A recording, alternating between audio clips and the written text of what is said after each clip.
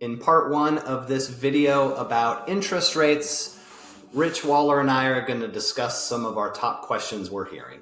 We thought there's no better time to do that than the start of the new year. And the best way to get started on that conversation is to bring in a professional. So I have Rich Waller here with Landmark Professional Mortgage, and we're going to dive into 5 questions that I've been hearing a lot, Rich has been hearing a lot, and we'll see where the conversation goes from there. Well, we're going to dive right into things here with the first question on everybody's mind. Should I wait for interest rates to come down?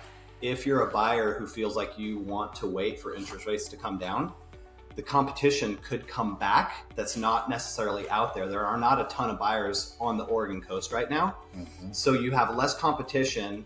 If you wait for interest rates to come back, what could happen is that buyers come back in force and prices of homes go up. Now all of a sudden you're paying more for a home. Exactly. And maybe it's counterbalancing that, oh, I waited and interest rates came down a little bit, but now I'm paying more for a house. Yeah. So you don't want that to happen. I think it comes down to, is the time right for you to buy the house now? Interestingly enough, I did an analysis of this. So if I could share for just Please, 1 minute. please. Okay. So if we have a rate at, say, when I did the analysis, rates were at 7.5%.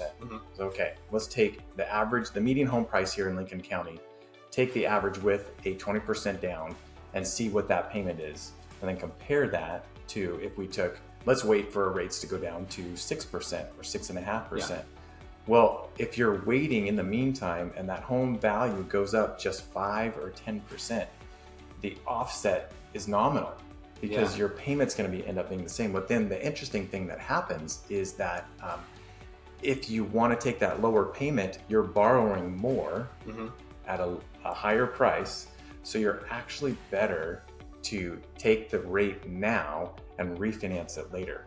There's a fee usually involved with a refinance. Of course, it's going to be a case-by-case basis, but is there any kind of a ballpark average of the cost for a refi? Is it $1,000 or $5,000 or somewhere in between? Generally, it's going to be about $3,500. $3,500 for a refi. Yeah. So you can take that into your calculation as well on, should I wait for interest rates to come down? It's going to ultimately come up to your position in the timing to make the purchase, but there's a lot of reasons to not wait. I think that's probably the real answer.